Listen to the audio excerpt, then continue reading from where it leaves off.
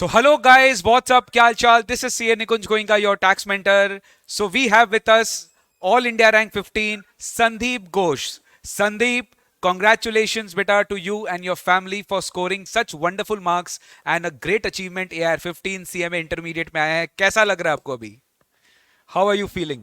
Sir बहुत अच्छा लग रहा है। फैमिली, पापा मम्मी और रिलेटिव तो खुश है और मैं भी खुश हूँ और अच्छा करने का मन कर रहा है। मैं भी बहुत मोटिवेटेड हूँ और फाइनल में और मेहनत करने का इच्छा हो रहा है। और मेरा जो वॉल है वहाँ पे मैं लिख रखा हूँ। इस बार जो इंटर में 15 आया था उसमें से फाइनल में वो 5 कट जाना चाहिए। ये मैंने वॉल में पेस्ट कर ग्रेट दिया है one, sir.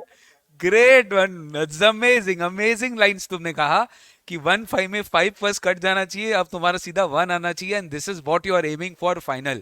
C, this is the best part of this achievement. This gives you a sense of belongingness and sense of achieving more in your coming final examinations, and I'm very sure that if you have scored all India rank 15 in intermediate, that's a great rank and such a wonderful marks 485. And आपका बहुत सारे papers में 70 up, 75, 60 up आए हैं. मैंने देखा आपका result. तो डेफिनेटली आपका फाइनल में भी all India rank 1 single digit आ सकता है. तो पहला मुझे बताओ Sandeep, once you get to know about your result, what was your family's reaction? पहले मैंने रिजल्ट चेक किया था 9:30 को। तो मैंने पहले रजिस्ट्रेशन नंबर डाला और मैंने देखा पास हो गया। तो मैंने मेरे मम्मी को बताया। पापा काम पे थे, पापा फोन लेके नहीं गए थे, उनको नहीं बता पाया। तो मम्मी रो रही थी। मैंने उनको बोला आप क्यों रो रहे हो, मैं तो क्लियर कर गया। मम्मी 1 मिनट तक खुशी के रो आंसू रही थे, थी। खुशी उसके के बाद आंसू. खुशी के आंसू थे। उसके थोड़ा देर बाद after 5 minutes I have check the provisional rank list. तो उसमें देखा मेरा AL 15 आया था। तो मैंने उस टाइम थोड़ा सेलिब्रेट किया। उसके बाद मम्मी को बोला और मम्मी रिलेटिव को बोलने लगे। Great, great. तो देखिए, पेरेंट्स को जब खुशी होता है तो they definitely they also celebrate and they also inform there relatives and they also feel proud on you कि उनका बेटा इतना बड़ा अचीवमेंट किया. Great, great, great. संदीप, मुझे बताओ, thank you.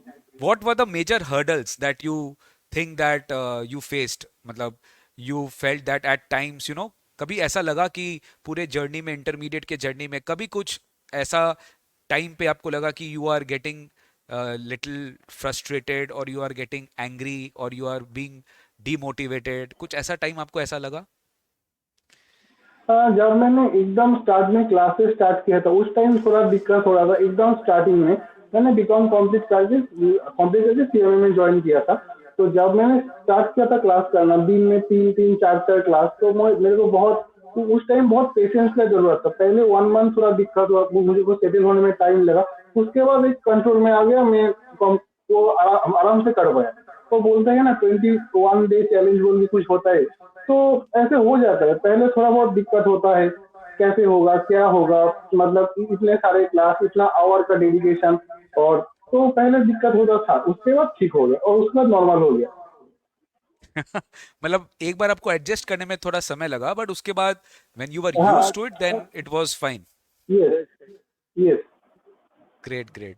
So which was the most difficult subject you felt in full inter according to you? Actually, I loved all the subjects, so there is no difficult subject for me. But I great, great. neglect theory. Basically, I neglect theory. I love practical subject. इसके point of view से मेरे को OM का theory थोड़ा बहुत नहीं जमता।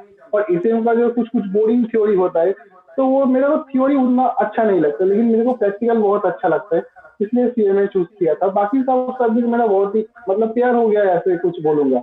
मतलब हर एक सब्जेक्ट एक एक मतलब जब मैं फाइनल में जाऊंगा एक एक वो फील्ड है, तो इसलिए मैं बहुत ही डेप्थ से पढ़ने की कोशिश किया हूँ। और मेरा थ्योरी थोड़ा वीक था, बाकी सब ठीक था। ओके. आपने क्लासेस कब तक कंप्लीट कर लिया? से for example your exam was from December, so by when did you complete the classes watching? Uh, Around 4 to 5 months, I have completed all the classes. After that, I am doing continuously revision for 2 to 3 times. That's it. Great. मतलब आप 4 to 5 months पहले classes, मतलब if your since your exam was in December, so you mean to say approximately by July, August, September, October, November, Yes, December. By yes, Jul sir. maximum by July, you have completed your classes and you did only Yes, revision. sir. So what was Yes, your sir. revision plan? How did you revise? Matlab, you used to revise two, three subjects daily or one subject at a time? I revise two three subjects daily. And what is the my strategy? Actually मेरे को theory पढ़ने में उतना मतलब अच्छा नहीं लगता, तो मैं क्या करता हूँ, मेरे खुद को सेल्फ नोट, सावरी नोट, वॉल चार्ट ऐसे कुछ बनाता था और देर में पेस्ट कर देता था। और जब मैं फ्री टाइम में घर में घूम रहा हूँ उस टाइम वो उसको ऑब्जर्व करता था और देखता था। और मैं कनेक्शन मतलब एक सब मतलब दो सब्जेक्ट के बीच में कुछ कनेक्शन ढूंढने में कोशिश करते थे। ऐसे मैंने स्ट्रेटेजी अप्लाई किया था। पहले तो पूरा क्लास कंप्लीट किया, उसके बाद मेरा जो जो सब्जेक्ट में दिक्कत है वहाँ पे ज्यादा फोकस किया। जो जो मेरे को आता है वो उसको मैं बाद में देख लूंगा ऐसे करके सोचा था। जहाँ जहाँ मेरे को दिक्कत था उसको उस सब्जेक्ट में मैं फोकस किया। बहुत सारा मेरा फ्रेंड और कोई लोग होते हैं कि उनको जो अच्छे से आता है वो ज्यादा करते हैं, लेकिन मेरे को जो डिफिकल्ट लगता है तो उस पे मैं बहुत ज्यादा टाइम दिया। लेट्स से ओएमएसएम का थ्योरी, मेरे को थ्योरी पढ़ने में उतना मजा नहीं आता, तो उस पे मैं बहुत बहुत काम किया। मतलब वॉल पे मतलब चार्ट बना के चिपका देना ऐसा कुछ। सो और बेसिकली और सो बेसिकली अगर मैं सम अप करूं, आपका स्वॉट बहुत अच्छा था। आपने अपना स्ट्रेंथ का, वीकनेस का, आपने बहुत अच्छे से उसको मैनेज किया। What your weakness point of was theory and you worked yes, upon theory very nicely, right? और जो आपका यस, यस, स्ट्रेंथ यस, था, आप उसको थोड़ा कम टाइम देते थे क्योंकि वो प्रैक्टिकल। आपका ऑलरेडी स्ट्रेंथ है, प्रैक्टिकल्स। ओके, तो यस, आईडीटी आईडीटी इसमें कहाँ पे कैटेगराइज करते थे आप? आईडीटी ये दोनों के बीच में आ जाता है, क्योंकि आईडीटी में बीच में सीएमए इंस्टीट्यूट को मतलब प्रैक्टिकल क्वेश्चन भी देते हैं और वो सब क्या बोलते हैं थ्योरी भी देते हैं। थ्योरेटिकल। कुछ कुछ रजिस्ट्रेशन कुछ कुछ दे देते हैं, आधार कार्ड वो सब कुछ दे देते, तो वो सब पढ़ना पड़ता था। लेकिन प्रैक्टिकल आईडीटी में क्योंकि कस्टम था इसलिए प्रैक्टिकल हो जाता था। एग्जामेशन तो आ ही सकता था प्रैक्टिकल करके, क्योंकि फिर भी मैं थ्योरी पे जोर दिया लेकिन उतना बहुत ज्यादा नहीं दे पाया, क्योंकि मैं सारे सब्जेक्ट को कवर करने का कोशिश कर रहा था। और लॉ है, ऑडिट है, ओएम का थ्योरी है, एसएम का थ्योरी है, इसको भी पढ़ना पड़ेगा, इसलिए सबको ठीक ठीक तरीके से टाइम दिया। Great great great. So how what strategy did you adopt in DT IDT? मतलब अगर आप दोनों मिला के बताओ तो टैक्सेशन को आप किस तरह से प्लान करते थे, किस तरह से आप मैनेज करते थे? एक्चुअली मेरा डीटी बहुत बहुत ही फेवरेट सब्जेक्ट है। मैं बीकॉम फोर्थ सेम से वो अभी पढ़ाई कर रहा हूँ, अभी अभी भी पढ़ रहा हूँ। मुझे डीटी बहुत ही अच्छा लगता है। और डीटी में बहुत सारा प्रैक्टिकल क्वेश्चन और प्रैक्टिस, मतलब वो प्रैक्टिकल सब्जेक्ट है, वो मैं रियल लाइफ से कनेक्ट कर पाता हूँ, तो डीटी में कोई मेरे को कोई दिक्कत नहीं है। और मेरे डीटी में ही सबसे हाईएस्ट दैट इज 76। और आईडीटी में पहले प्रैक्टिकल देखता था और कुछ कुछ मतलब शाम हाथ से सॉल्व किया। हाँ, आपका पूरा मॉड्यूल तो नहीं कर पाया।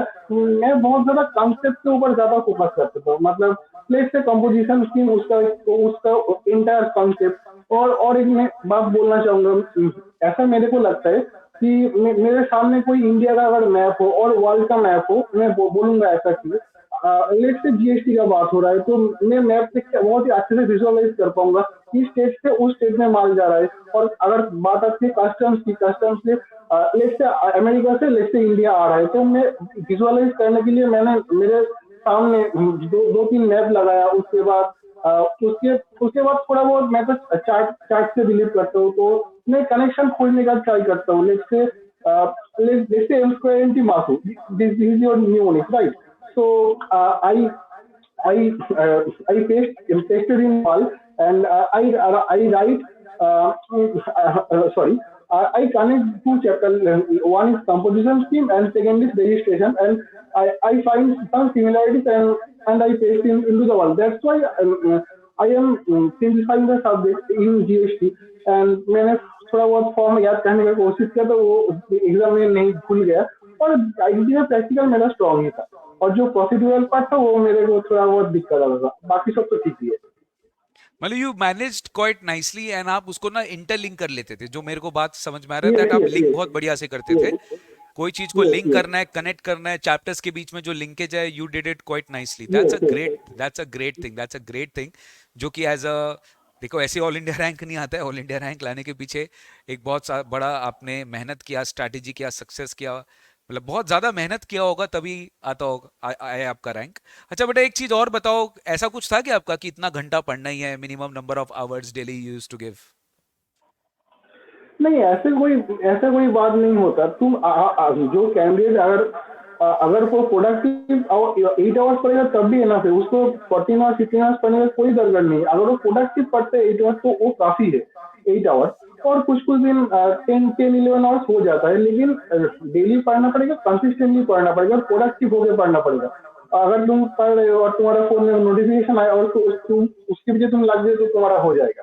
तो मैं क्या करता था, एक ऐप होता है डिजिटल वेलबींग बोल के, वहाँ पे एक फोकस मोड बोल के एक ऑप्शन होता था। मैं उसको इनेबल करके रखता था, तो मेरा सारा नोटिफिकेशन ब्लॉक हो जाता था जब मैं पढ़ता था। और रात में थोड़ा बहुत व्हाट्सएप चेक कर लेता था, कोई टीचर कोई कुछ बोल रहा है, कोई ग्रुप में कुछ दे रहा है, तो मैं फोकस मोड का बहुत इस्तेमाल करता था। ये इसलिए मैं मेरे को ये हैबिट मेरा बीकॉम से ही था। जब मैं बीकॉम कर रहा था उस टाइम से मैं ये हैबिट से पाल चुका हूँ, तो इसलिए मेरे को कोई दिक्कत नहीं आए ये सब चीजें। तो approximate 8 to 10 hours is enough for the day, but this is only productive hours, not excessive, that's it. That's a great thing. और अब क्या प्लान्स आपका फाइनल्स में? How you are planning your articleship? मैंने कुछ कुछ जगह पे इंटरव्यू दिया है और भी दूंगा, और जो बेस्ट होगा उसमें मैं जाऊंगा और जॉब जॉब करूंगा, और साथ में एक सब्जेक्ट करके पढ़ूंगा सीएमए फाइनल के लिए।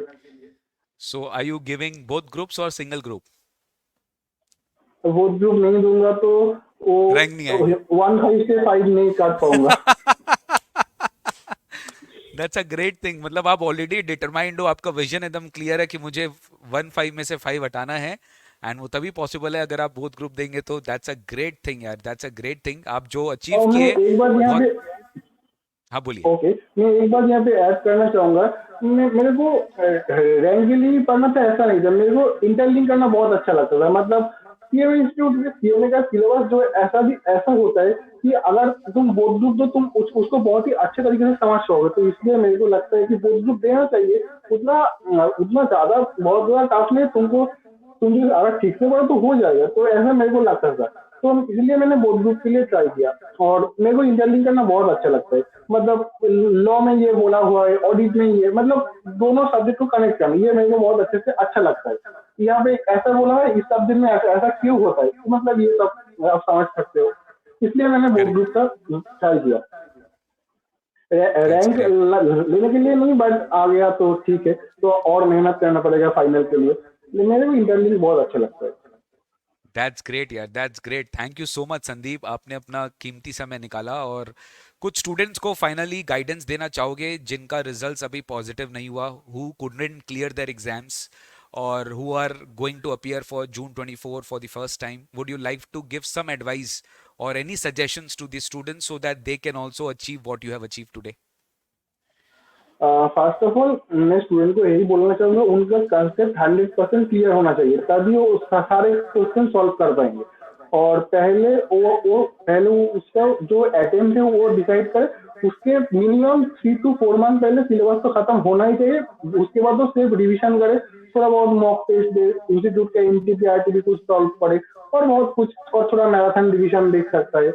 और कंसेप्ट तो 100% क्लियर होना ही चाहिए। मेरे जो बहुत सारे लोग पूछ रहे थे क्या स्टडी लिंक्डइन में पूछ रहे थे, तो मैं यही सबको बोला, कंसेप्ट 100% क्लियर होना चाहिए। नहीं तो अगर आपका कंसेप्ट 100% क्लियर नहीं है तो आप कहीं ना कहीं जाके अटक जाओगे। और इंस्टीट्यूट अभी अभी देख रहा हूँ, वो कोई इंस्टीट्यूट सीएमए इंस्टीट्यूट बेसिकली कोई पैटर्न नहीं फॉलो करता है। तो तुमको 100% सीएमए का गाइडलाइन फॉलो करना ही चाहिए।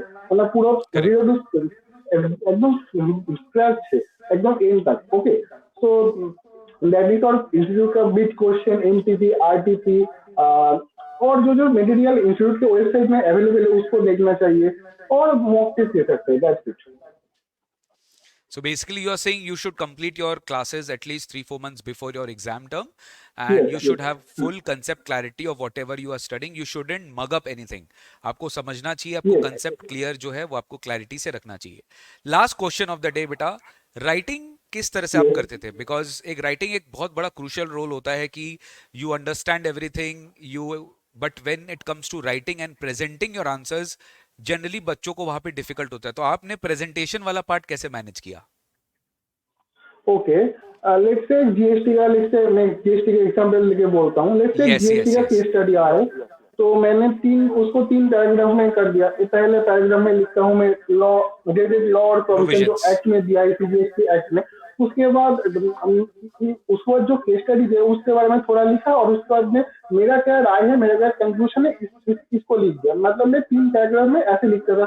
जो केस स्टडी वाला क्वेश्चन आता है, लॉ में भी आया था और जीएसटी में शायद आया था, कॉम्पोजिशन स्कीम वाला एक शायद आया था।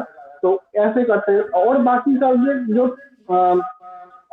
जो थ्योरी ओएमएस में बोलता हूँ, तो मैंने क्या था, मैं सामान्य मतलब सामान्य करके नोट बांधा, सेल्फ नोट उसको मैं पढ़ के चला जाता, क्योंकि इंस्टीट्यूट के सब्जेक्ट बहुत ज्यादा दिया हुआ है, तो उसको एग्जाम के पहले दिन पढ़ना बहुत ही डिफिकल्ट हो जाता है। तो सामान्य नोट करेक्ट। पढ़ना बहुत जरूरी है।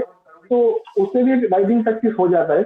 और मैंने कोई मॉक टेस्ट तो एक भी मॉक टेस्ट मैंने नहीं दिया था, क्योंकि मैंने लगता था मेरा हो जाएगा, मेरे को मॉक टेस्ट देने की कोई जरूरत नहीं है। तो मेरा हो भी गया। तो खुद तो स्टूडेंट अगर राइटिंग में अगर कॉन्फिडेंस नहीं है तो मॉक टेस्ट भी दे सकता है।